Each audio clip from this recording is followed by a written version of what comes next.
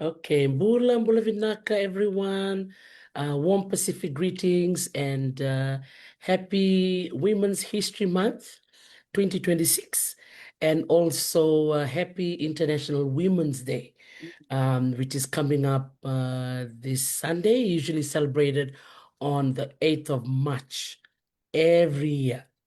It's an event that takes place all over the world, and we are so blessed here in Los Angeles, in California, that we can have a program that is especially featuring our Indigenous women from our College of Ethnic Studies. So leading the pack, so to speak, we have the honorable presence of Dr. Carolyn Dunn, one of our directors of our American Indian and Indigenous Studies Department. We are so indebted to her knowledge and wisdom and skills that she brings to the role. But I'm just so happy that she agreed to my humble invitation to come on my podcast and my program, Talano with Dr. T, to share her story with us. So what I'll do is I'll invite her right now to say hello in her language and to also introduce herself to you. Welcome, Dr. Carolyn Mm. Dunn.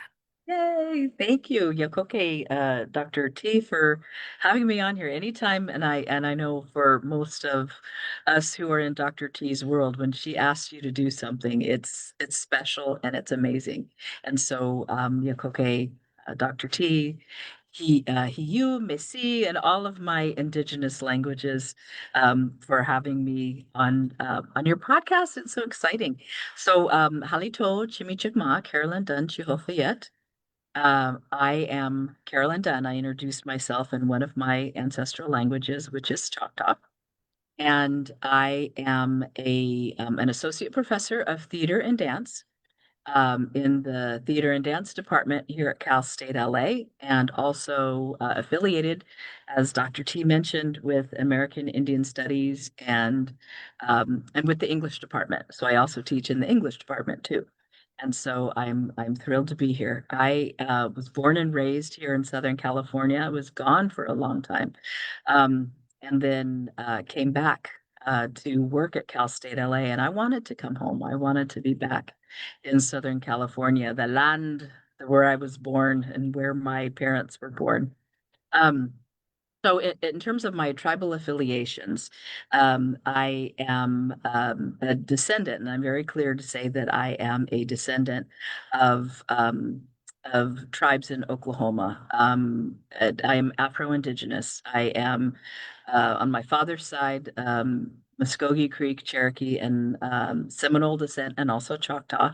And on my mother's side, I am Tunica Biloxi, which is actually Choctaw, and Opelousas and Ishak on my mother's side. My mother's family are Louisiana Creoles, and we also count as, in our Louisiana indigeneity.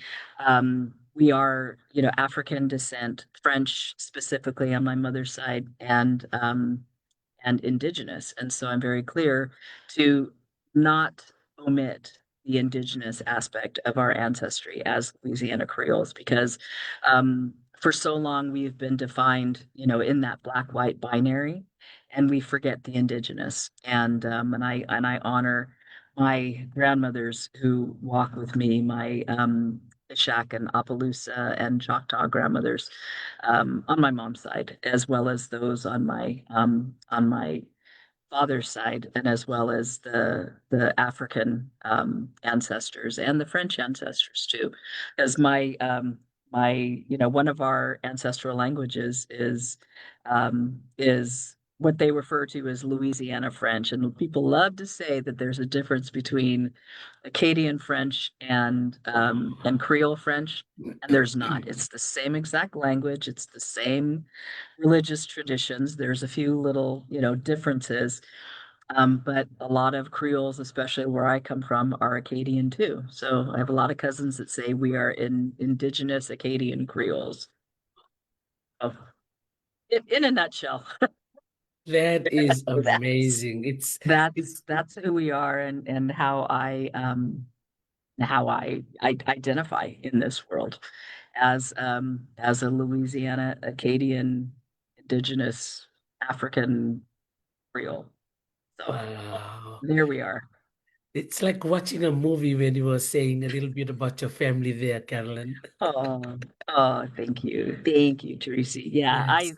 I love my family. I am just and they are very much with me. Like I said, my parents are both moved on, and my aunt and uncle and my most of my mom's generation from her family, and my dad's too. Most of their generation are Mm. passed on, but I feel them with me all the time. So they're Well, just in a different world. They're in the stars, but they're mm. here with us. And speaking of that, with your family connection, I cannot take my eyes off that image behind you. Oh, Would you like to tell us a little bit about that? Because yes. that is very Yes. special. This image, and let me like move around so you can see it. Um, this image is from I was part of an anthology that was edited by some dear friends, and of course now I'm not prepared, and I should have been prepared to talk about it. But it's published by the library, the Los Angeles Library, and we'll put it the name of it uh in the text later, I hope, but we'll add information to it. Sure. But it's an artist's rendering of a family photo that I submitted, and so I just want to point out right here is my mother right there, and my godmother, which was her cousin Teresa, and then here on the other side is my uncle Dan, Dan Barcina, and my aunt Da Barcina, and they were married, and their now I have to do it this way is my aunt Da's son John, and so anyhow, so it was a photo that I found, and I loved it so much because my mom, just in all of her photos when she was young, just looked miserable in every single one. And you can see she's like, no, it's an accurate representation of the photograph. And you can see that she's kind of frowning and she has a little cranky look on her face. But then my godmother, Teresa, has her arm around her and is holding her. And it just reminds me of, of just because I knew them, like I said, by the time I came around, they were both adults. But my godmother was very close to my mom and helped raise her. She was a bit older than maybe about 20 or so years, maybe not even that, maybe 18, 17 years older than my mom, and helped raise her. And she became, she was my godmother and Wow. lived to be 103 years old. Wow. Yeah, That's a long time. it is a long time. It's a long time. And she always looked very young too. So anyway, so thank you for asking me about it. But I was totally unprepared to talk. That is amazing. I love that. That there's the family genealogy, and then you have the photo right there. What Yeah. a wonderful way to connect them together. Yeah. And it's corn beans and squash too. The artist did a beautiful job of adding the three sisters, the corn beans and squash to it. So anyway, we'll Um, put information about the anthology oh, that is and do great. Thank that in you. post. Yeah, as we always say, fix that in post. Beautiful. Thank you for sharing that with us, Carolyn. It's really, really special. I could hear that in your voice, the connection with your beautiful mom Oh, and uh-huh. your godmother. Oh. So And anyway, so this is as a Mhm.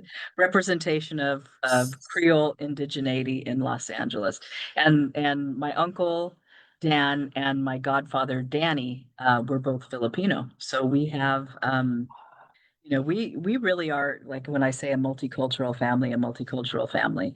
So even though I am not Filipino by blood, I was, we had Filipino family, and very much had that cultural tradition in our family growing up between my godfather and my uncle Dan, and also Japanese American with my aunt, who married into our family, and so was very much a part of. And one of my plays that I'm working on right now is about Japanese American internment, and my aunt was part of that when she was age 6 to 9. Yoko Yoshida Lenscombe. She was really my cousin, but I call her my aunt because she was that generation, and she was my third mom behind my mom and my mom's sister, and then her. And so even though, that isn't part of our our physical lineage, it's still a part of our family story. Wow, that is So yeah. beautiful. That is beautiful. Thank you for, for highlighting them because, we are here to celebrate, the Women's History Month and Mhm. our International Women's Day.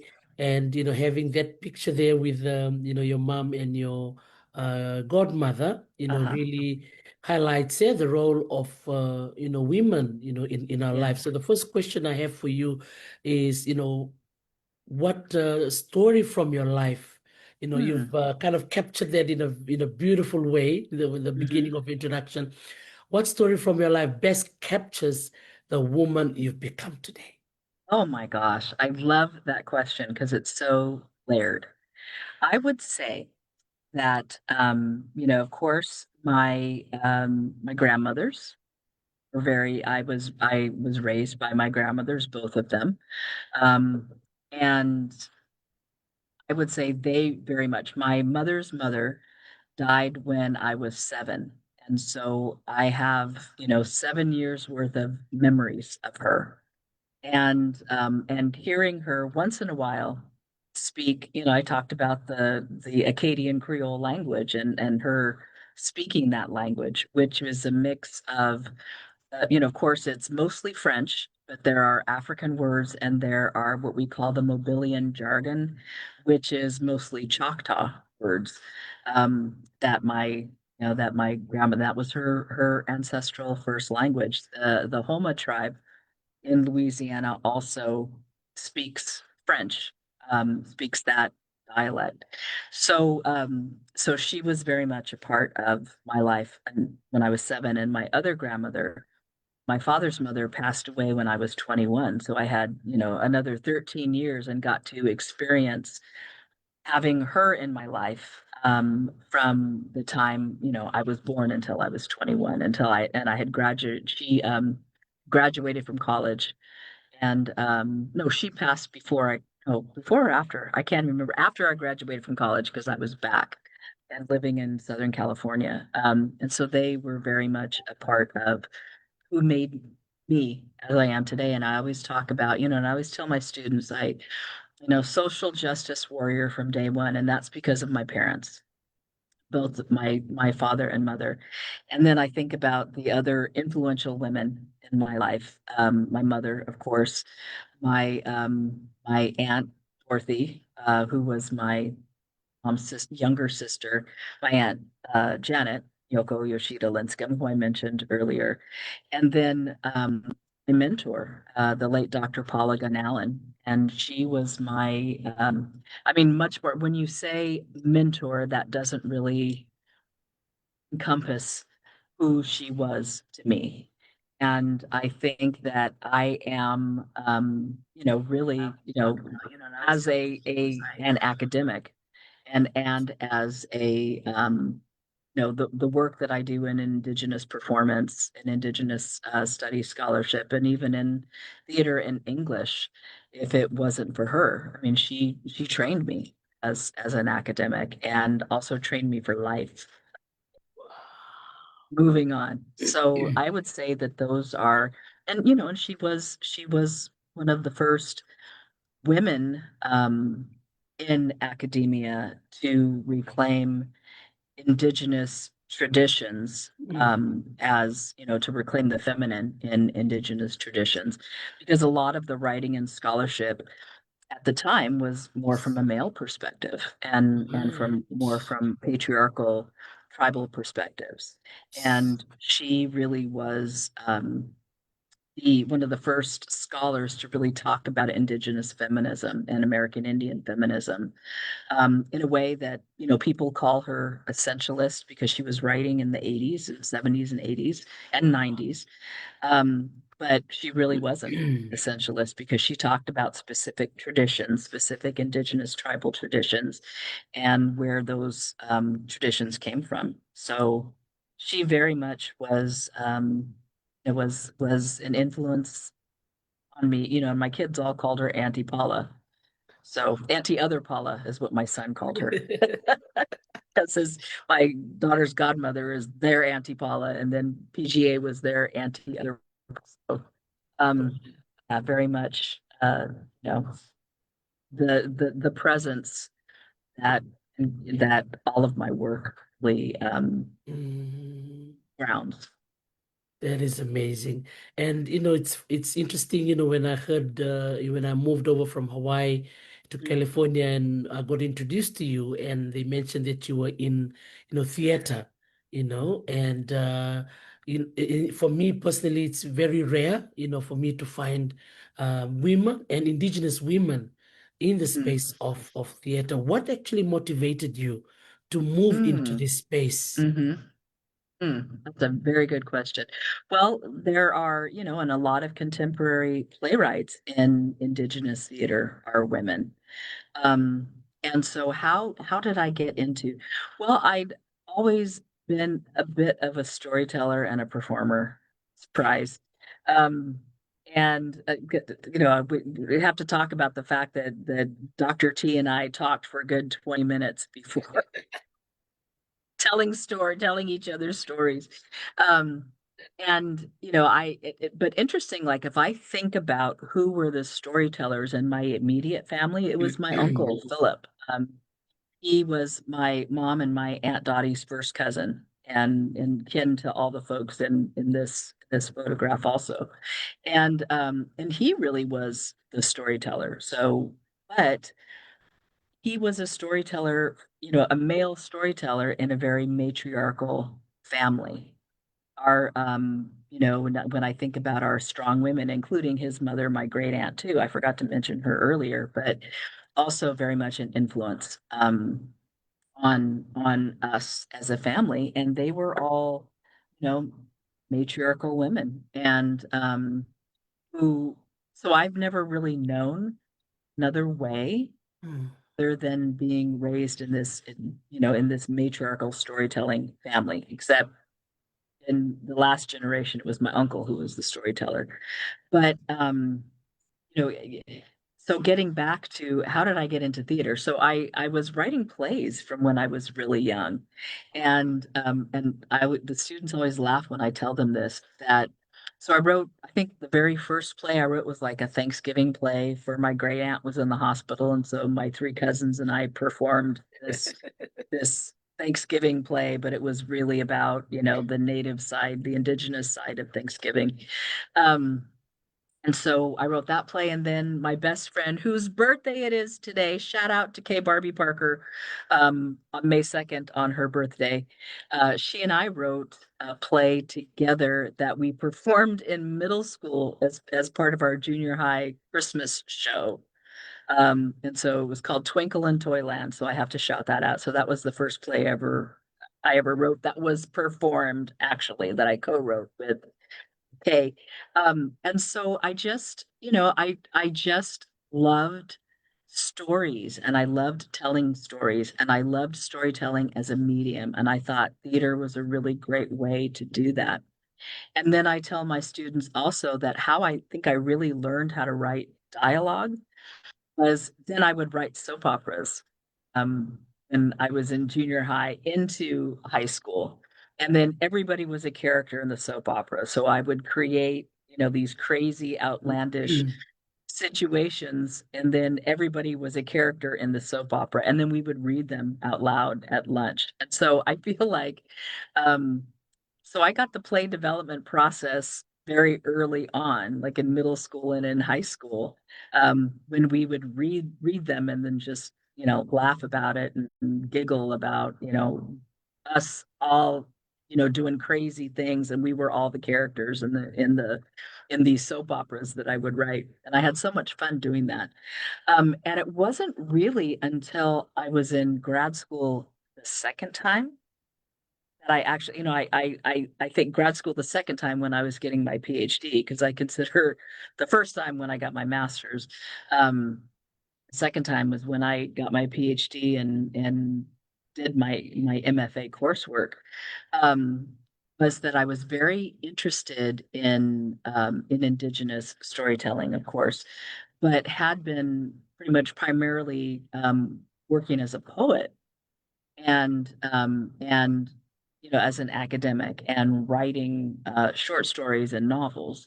And I always knew that I wanted to go back to theater, and so I had the opportunity to study in an MFA program when I was at USC, but I was a PhD student. But we had to have in our PhD program, which was in American Studies and Ethnicity at USC, University of Southern California, just up the road here from us at Cal State LA. I knew that I wanted, in the back of my mind, I always knew that I wanted to go back to theater and to playwriting. And we had to choose a interdisciplinary spine of work that we wanted to do because it was an interdisciplinary program. And so what I chose was English and theater because most of the work that I had done um, up until that point was in poetry and drama, in Indigenous storytelling. And then thought, well, here's an opportunity for me to get back into playwriting. And I did. And then here I am, 16 years later, a tenured professor in theater at Cal State. Wow. And, always had that interest in theater. In fact, I wanted to major in theater in college, but my parents said, no, you can't major in theater because what kind of job are you going to get? I mean, my parents were very forward thinking because we're doing that now at the university level, thinking what kind of careers are we preparing our students for?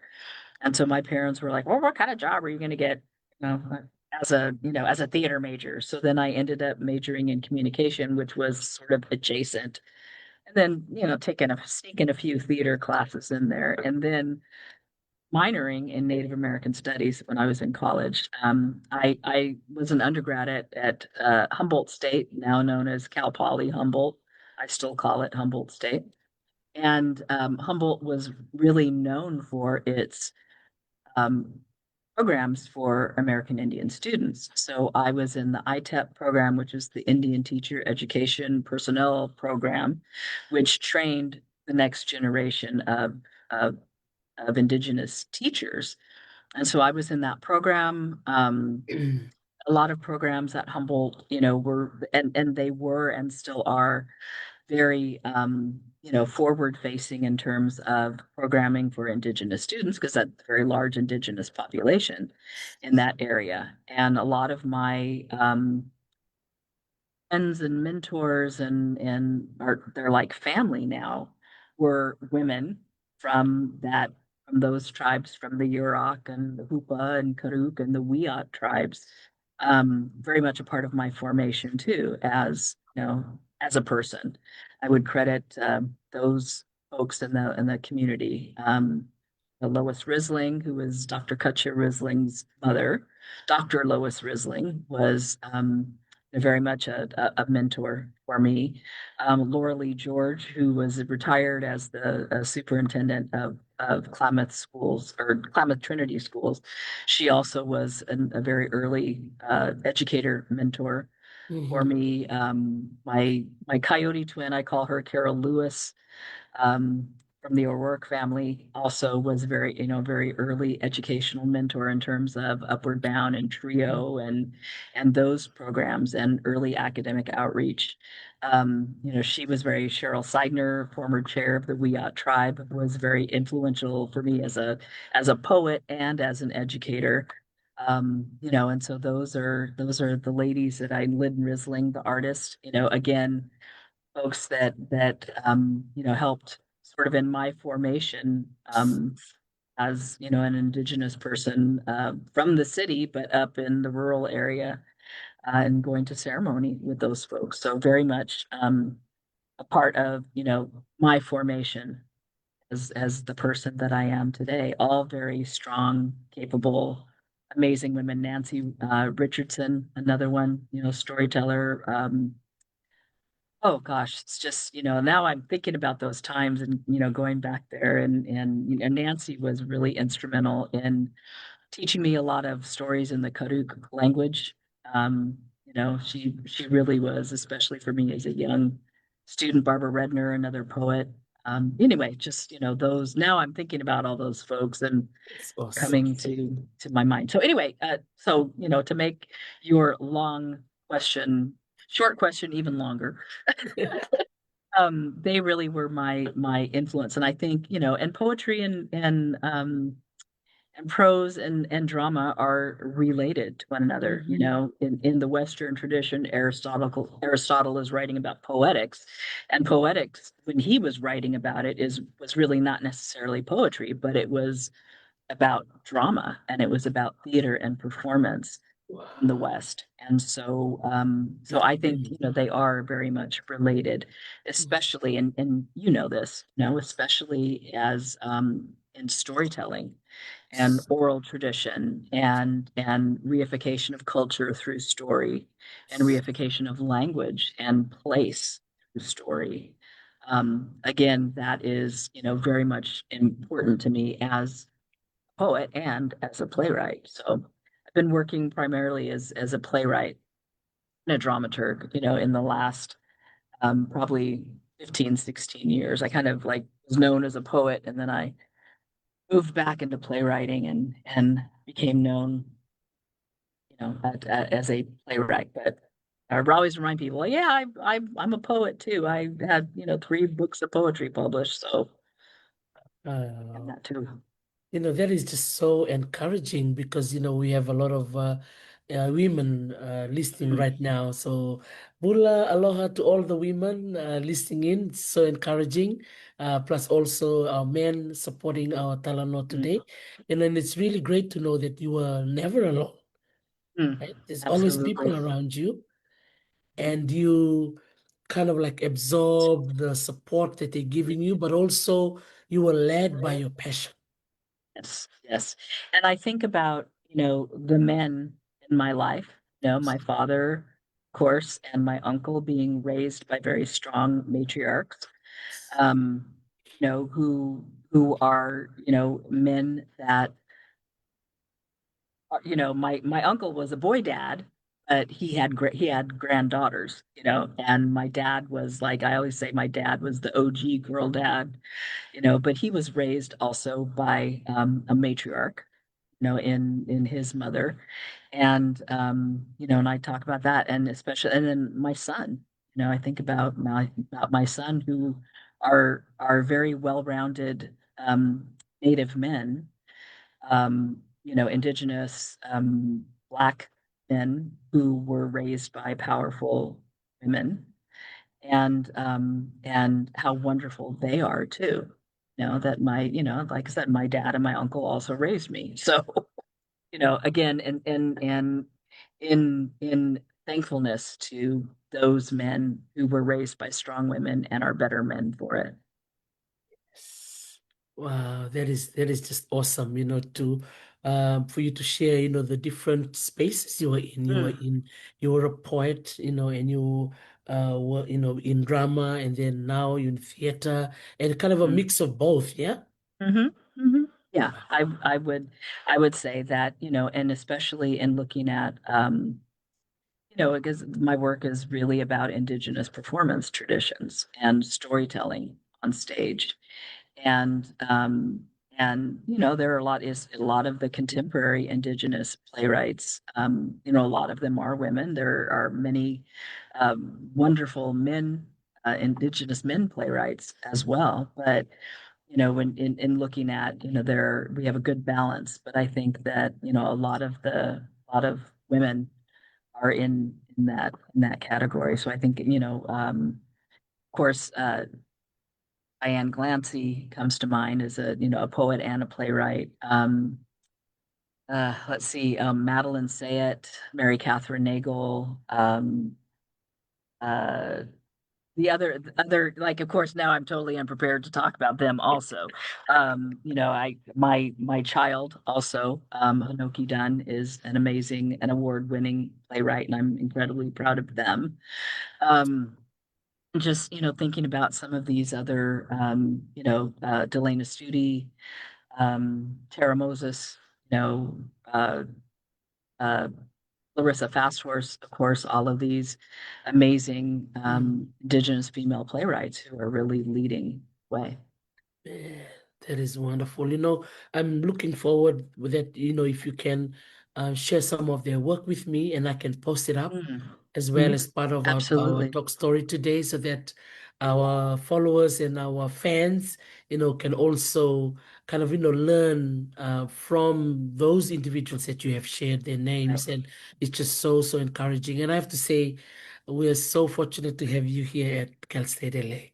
Oh, thank you so much. Well, I would say the feeling is mutual because of the work that you're doing too is absolutely amazing, and we joke around and we call Dr. T worldwide because she's all over everywhere. She's somewhere else, Somewhere in and the but world. doing the work that needs to be done.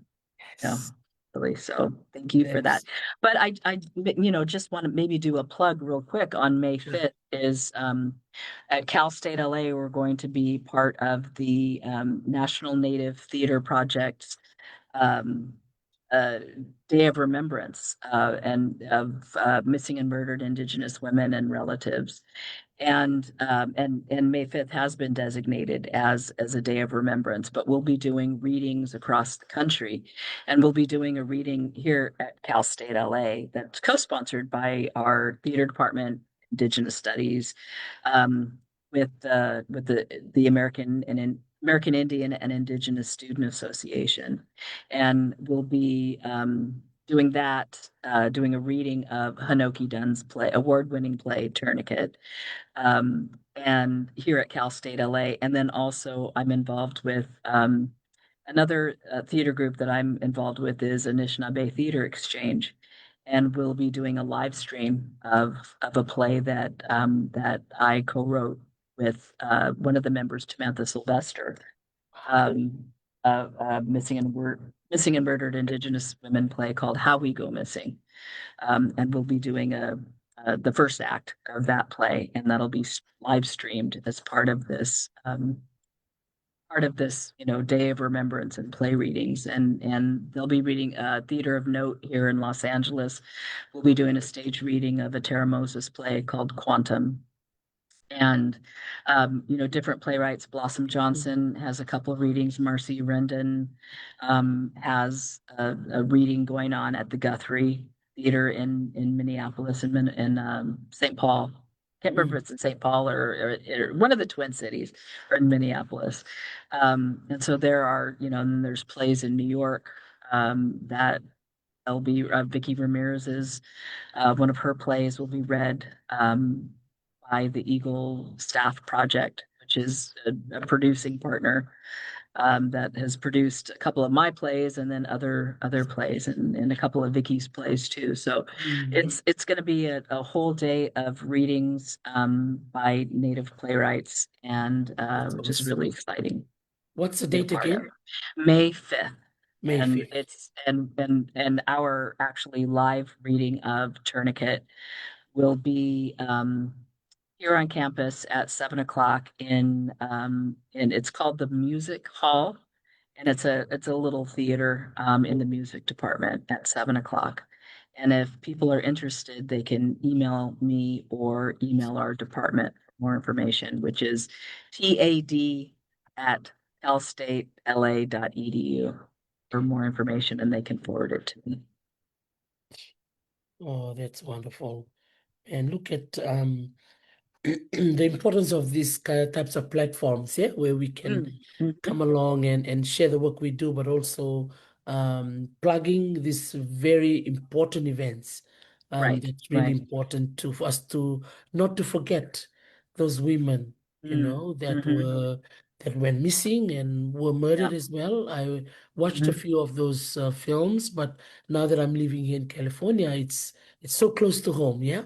Yeah, it is. And people forget that California is also Indian country. When you think of these parts of where native nations are, people tend Yes, to forget that California is. But, we have extensive native populations of native born, of California Indians in California. And we have one of the largest, I think, if not the largest population of native peoples in California, but everybody forgets because California, our population is so large that they forget that a lot of that, are native people. so true. So true. Wow. Thank you so much for, plugging those events. And as I said Mm. before, we'll utilize my platform to share Oh, thank some you. of those Okay. events. And, we can get a lot of our followers and friends, especially those who are here physically in Los Angeles. Please, you're welcome to Mm, come to Calstate LA. absolutely. And it's Email free. us. It's free And it's, readings. wow, there you go. And for those who are logging in from outside of Los Angeles, there will be that live stream, yeah, that Mm, will be done, yes. and you'll be part of it as well. Yeah. Thank So, you. Carolyn, in every field that we work in your field of theater, dance, and poetry, what are some, maybe you can highlight two barriers Mm. that would come to mind, in terms of you being a woman in your field, and Mhm. what helped you push through those barriers, if you can identify at Oh, least two. wow. It's so funny, Teresi, because I never really um I never really think about barriers. And I think that's because I was raised by strong women, Yes, and so I I really like that. try not to think about that as much. I think in terms of being a playwright who writes about Indigenous issues, I think that some of the barriers include, not really Indigenous playwrights not really having a seat at the table, so to speak. Getting the work out there is is um, is a barrier. Mm, Making sure that our work is known, and I think that when theaters tend to think of Indigenous theater and Indigenous plays, there really is, at any given moment, there's only like one, playwright that everybody knows about. And I think that, given Larissa Fast Horse's success on Broadway and here in Los Angeles with mm, her play, produced by Center Theater Group at the Music Center, I think that with the success that she's gotten, I think people are just sort of like, okay, well, there's only like one native playwright, that we will, sort of the playwright du jour, so to speak. And I think that's Larissa. And Larissa has always been wonderful about saying, it's not just me, who are writing. There are people, here are playwrights you should be looking at. And here are people that you should be talking about. Mary Catherine Nagel also does the same thing, in which she, says it's not just me, it's a whole community of Indigenous women playwrights and directors and dramaturgs and Mm, actors that I bring with me to this particular space. But I would say that, that they very much have always been at the forefront of, it's not just me. mm, Me bring the rest of us along, and which has been wonderful, and so the fact that Larissa has had success, um, on Broadway has mm, has really opened up doors, but it's also closed doors because theaters don't think mm, like, they don't think about, hey, here's, an Indigenous woman playwright, and you know there might be more. It's like I'm saying, like, but we'll just do hers because she was on Broadway and she's the name kind of people will know.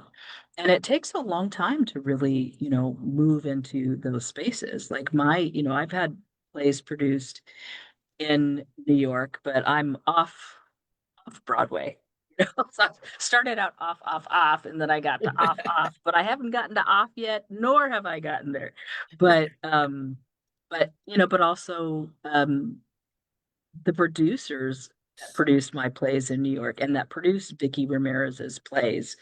Also, and when I think about, who's been produced, what other Native playwrights have been produced, Ty Defoe is another person I think of in terms of, who have been produced, Muriel Tarrant, mm, mm, Spider Woman Theater, of course, folks who have been produced, but produced by Native theater companies and other Native producers and Native artists, really pushing to get a whole group of folks out there. And it's difficult, and I think it's difficult, especially right now, because after the pandemic, theaters have really struggled in terms of getting people to come back to, a lot of well-known theaters have gone dark, temporarily or permanently.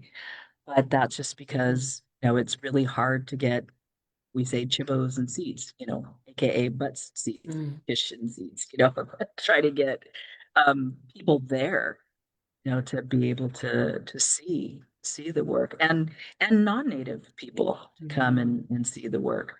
I was last year in a play that you might remember called Four Women in Red by amazing playwright. I forgot to mention her earlier, Laura Seamus. Um, and that play also about, a community dealing with missing and murdered Indigenous women and relatives. And we had a lot of Native folks come see the play. There were times that we were performing for, audiences of 10. mm, So it's really difficult, especially when you're doing like we did a 6-week run at Victory Theater in Burbank. And, mm. on the weekends we had lots of native audiences and it was wonderful. But then, like the first weekend and then the last weekend. But, Yes. again, trying to get people to come out and support. And it's difficult because a lot of, traditional theater supporters and theater goers tend to go see plays that they know. And if it's a new play and something that maybe they don't know or they can't relate to, Right. then that's also an issue. And so Mm, I know that a lot of Indigenous playwrights got their start at Native Voices, formerly at the Autry Museum. And while Native Voices continues to develop new work by Indigenous playwrights, First Nations playwrights, mm, um, it's still, that to have an equity theater producing your work yes. is very, it's a step.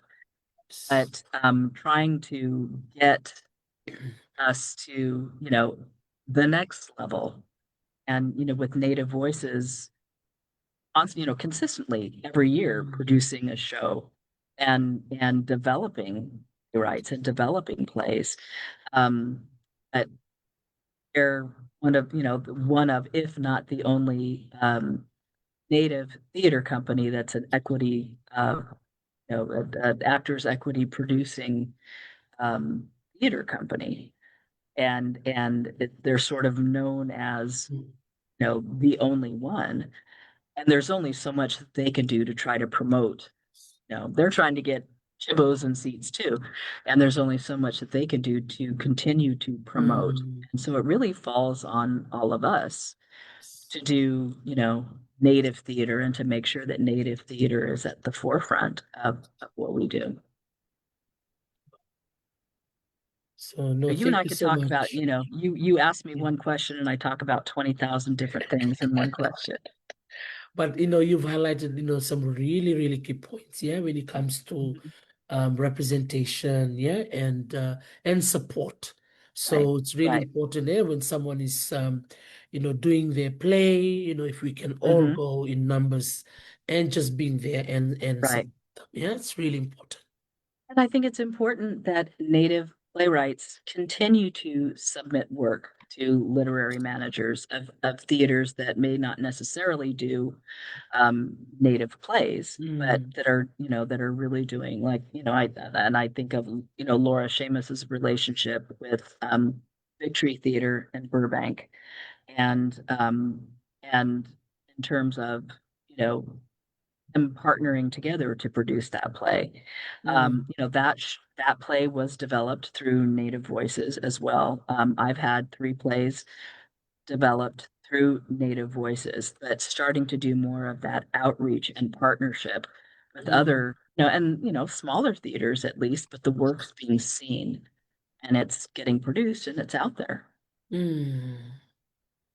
Wow, that's a very, very good reminder.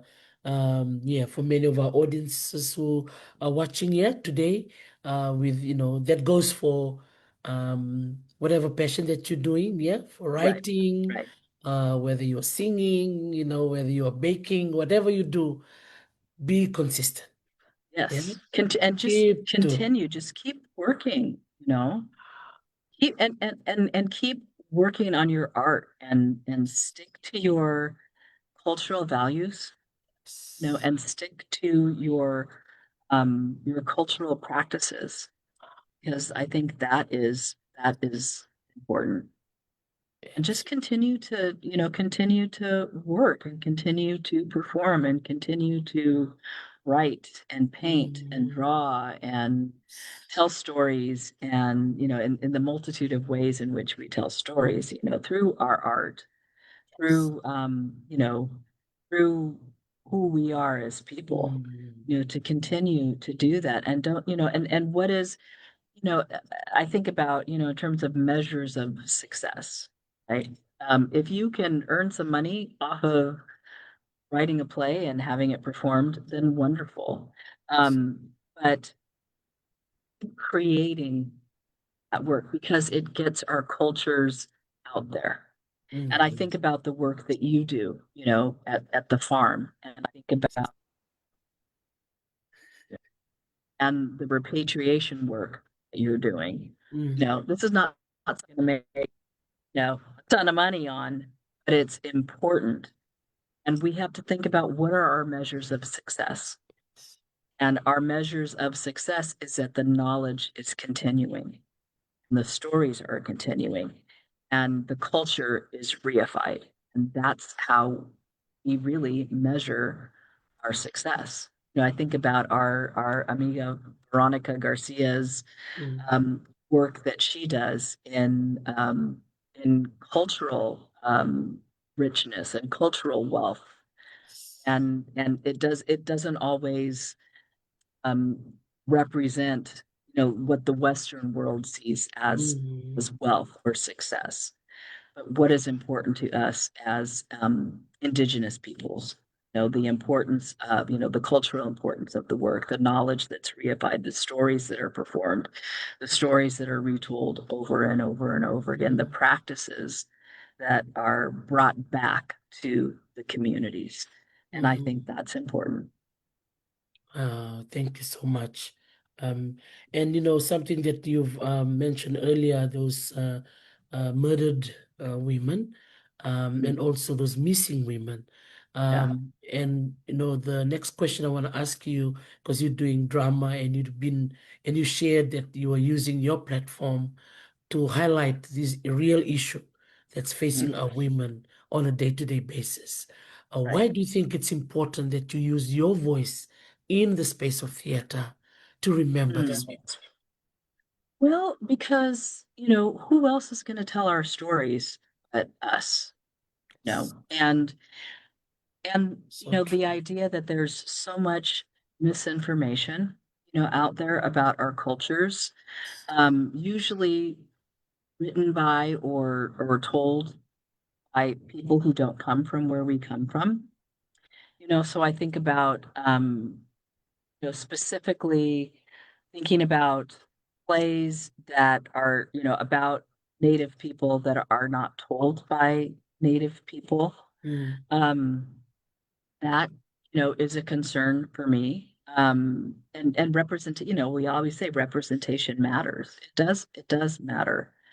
I think about, writing. It's so interesting that I've noticed that a lot of my plays I write about my cultures, right? So I think about like my first play that I wrote for my MFA was called Ghost Dance, and it's not widely performed because it's technically not really finished.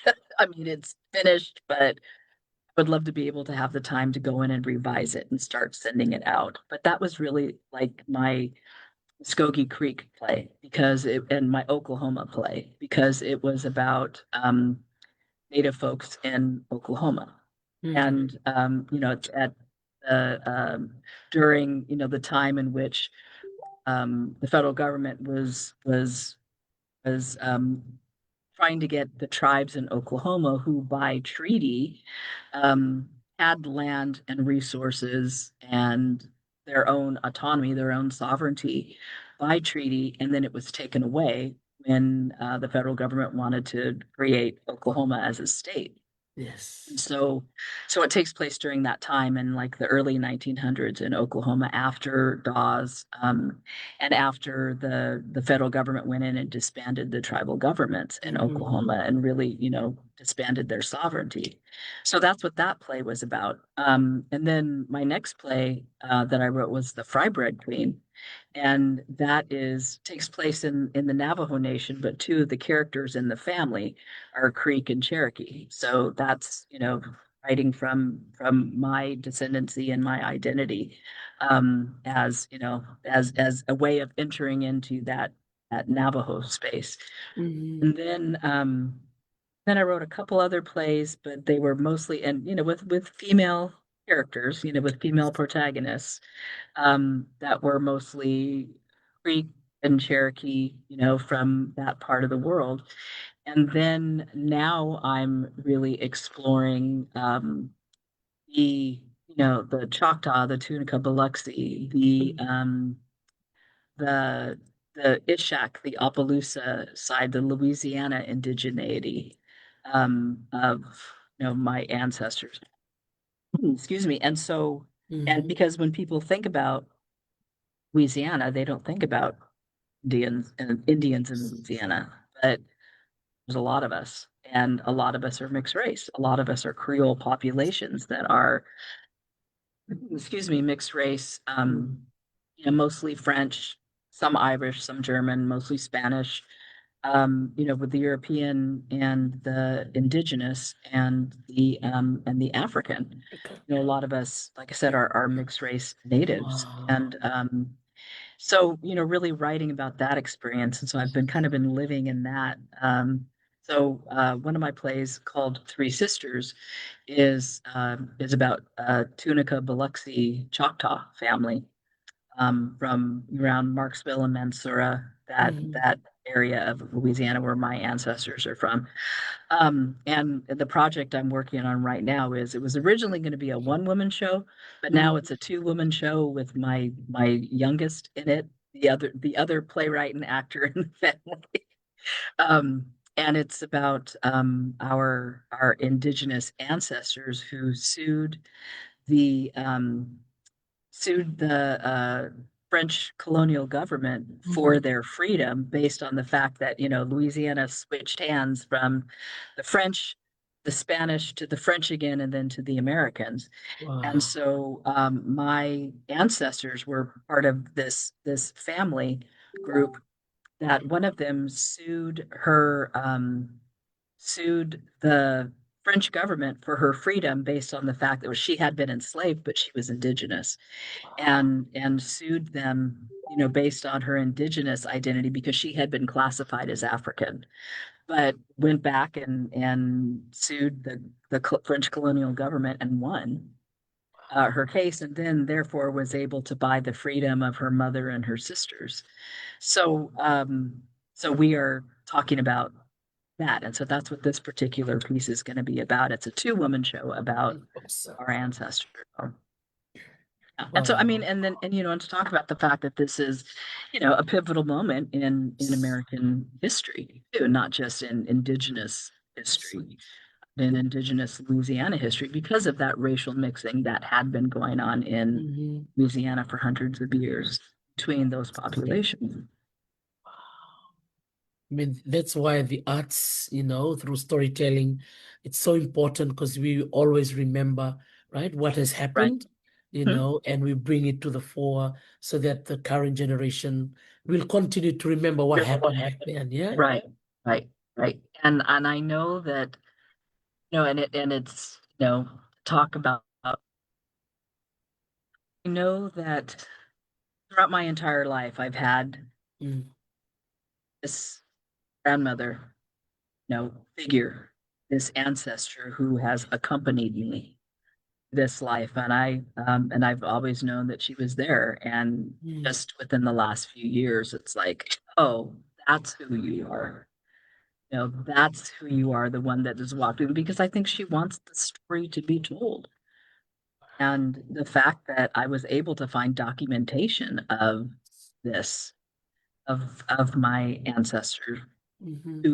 who fought to free her family, and they were independently wealthy women, started out as in the whole what they call the concubinage uh system in Louisiana, these women of color Mm, who had second families with wealthy French, mm, Spanish men, and those are who my ancestors were. These who were, the mothers of color of these wealthy men's children of color, and how, I think about those women specifically and how they were able to work that system to their advantage to be able to free their children and family members. To me, it's just, the strength of somebody's character and the strength of their conviction back then to have been able to say, well, I'm going to work this system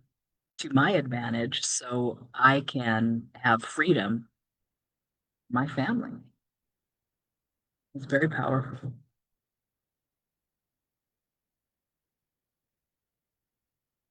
Yeah, that is so beautiful. Thank you so much, Carolyn, for taking us back in time, to your upbringing, and again reminding us the power of storytelling, and Mm. also bringing people around you with you in Right. your journey of Right. writing. I could picture you performing, in that hospital for your With Thanksgiving. my cousins. So you were a performer when you were a little girl, right? And it's so funny. Like I tell my students all the time too. You guys really, I am a shy person. I really don't know. And then they all laugh and they go, yeah, well, and I go, well, I'm just a shy person that has learned how to be an extrovert that just talks too much. But then I think about, my 11th grade French teacher wrote on my progress report, she Yeah. would be a great student if she would just shut up once in a while. And then I think, well, maybe I just, I like to talk. But then look at it, your love of talking has landed you now. You're an associate professor at Yeah. California State University, Los Angeles. Is your teacher still around? Just so they know where My you are. French teacher, no, he passed. He was elderly when, in the years since I graduated, but no, he's passed on. But I did go visit him, after I graduated from college. I did go and see him and talk about how how much and it was funny because like I said, having to I remember my parents were saying, well, we live in California, so you guys all should be taking Spanish because we live in California. And none of us took Spanish. My sister, me, my three cousins. We took French because it was our ancestral language, and they didn't teach it to us, our elders, because when they came to California in the 1930s, they wanted us to be Americans, and that was just that generation that they were. And they wanted us to be Americans. They didn't want us to be, Louisiana Creole Acadians. They wanted us to speak English and be educated in American schools and all of that and not know that language. And how, don't don't blame them for that Mhm, because of how they were raised and how they were brought up, in mhm, a very colonized system in Louisiana and how they were brought up. And then coming to California for them was, to be able to have that, mhm. the freedom of choice. And so I don't blame them at all. Right. I think that, and you and I have talked about this, where our languages are still deeply embedded inside of us. So when I go to Louisiana and I hear French, and it awakens something in me. Wow. And the same idea that that's not you know French from France, even though it's we kind of understand each other, but it's because of the mixture of the languages and the adding of the mobilian and the African words in it. That when I hear it and when I'm there, it just, like I said, it just awakens something in me. That is So amazing. Yeah, that's a that's why power, it's power always of important for language. us to go back to the places where we emerged from. Very powerful, very powerful. Um, Wow, man, Carolyn, thank you so much. Just such a breath of fresh air to have you join me today. And you are the first one in the lineup for this month. Yay from our Yay! colegas. Yay, I love that. Love that. It's so wonderful to have you join us and share your story because I realize that many of us we meet every time in our meetings, we do a lot of stuff together, but it's this kind of stories sometimes that we miss Mhm, out on, to know your genealogy and where mhm, where everything started from to where you are mhm. now. So I'm so blessed. You blessed many of us, so many people watching our Talanoa right now. I'll send you the link Oh, and the okay. recording after this. But before we wrap up, I just wanted you to maybe say one or two advice to any upcoming, writer or Mm, mm, theater person that would like to follow the path that you followed. What would you say mm. to them, to young women listening today? I would say, um, stay true to yourself. Stay true to who you are and how you were raised.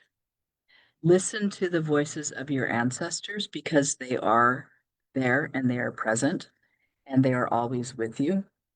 Um, Elders, I think that's important. And the intergenerational aspect of our cultures, I think, are very important. And to honor not just the women in your family, but the men as well.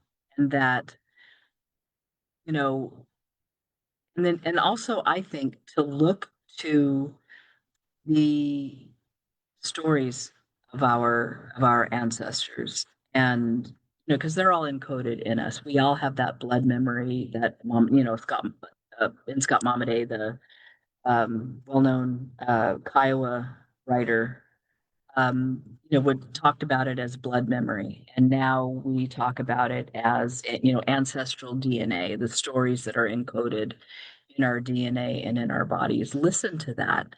Um, you know, find out about those stories and listen to the ancestors, and also just keep pushing forward and having a different concept of um of what's the word I'm looking for, of having an understanding of success is the stories are recorded and kept alive. That's how we should measure success that we have, that the fact that our culture is continues to live through our stories. That's the most important. And to just stay true and write what you want to write. As I start coughing, I've been talking too long. So write what you want to write. Wow. Write what you want to write.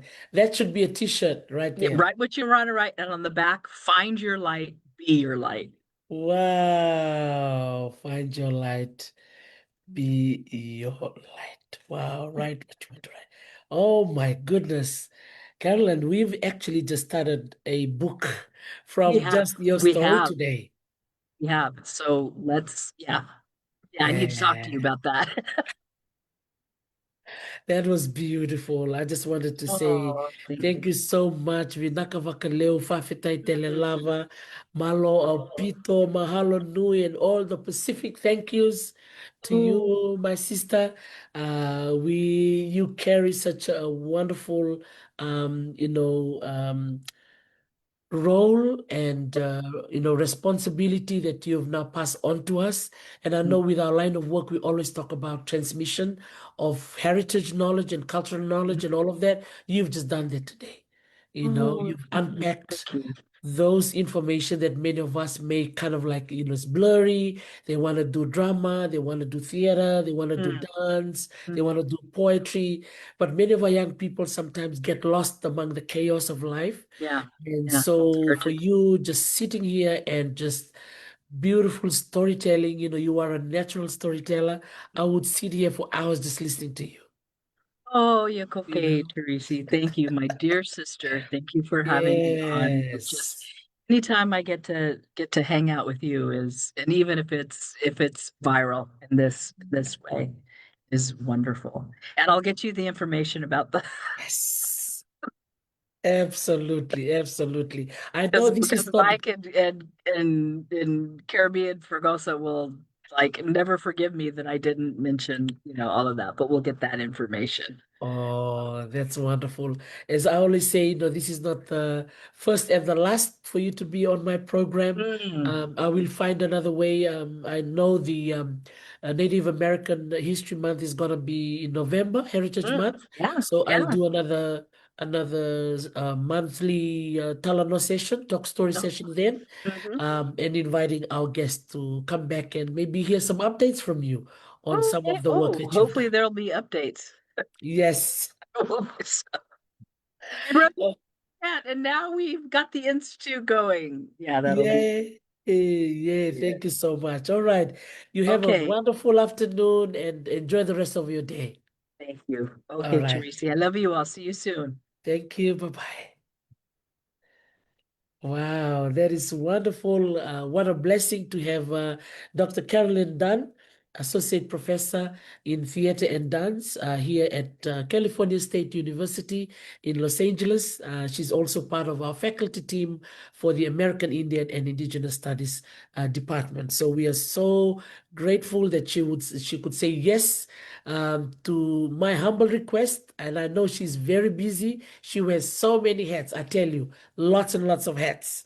But for her to sit here with us for the last hour, that is a blessing of a lifetime. So, again, from all of us here in Los Angeles to all of you listeners, thank you for spending time with us. We love you all, and we will definitely see you in our next episode. So, that's a goodbye from us.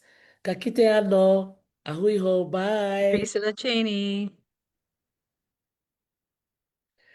All right. Thank you so much. Did you enjoy that?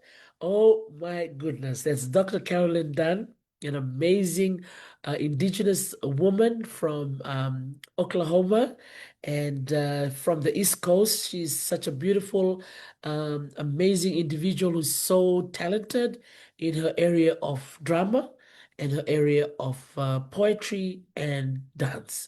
So if any of you who's listening here from California who wants to come and study here at Calstate LA, please send me a message and I will connect you with her, especially if you love performance and drama and theater and all of those wonderful stuff. And as she was concluding, I just want to read out what she said. As we conclude our first session of the month, because we're celebrating International Women's Day and Women's History Month, March 2026. Stay true to yourself. Listen to the voices of your ancestors. Honor your women and men in your family. And then the last one is write what you want to write. Find your light. Be the light. Isn't that amazing? Who wouldn't be so empowered just by listening to Dr. Carolyn Dunn for the last hour of my first episode for the International Women's Day 2026 and the Women's History Month 2026. So we are from Calstate LA. If you want to know some more information about the classes that we teach here at Calstate LA, send me an inbox message and I will definitely connect you with the right people here on campus. So if you're from outside LA, we welcome you to come to the city of angels. We are angels, and there are lots of angels around here. Level from all of us here in Cal State LA until our next Talano session. It's goodbye for now. Mother.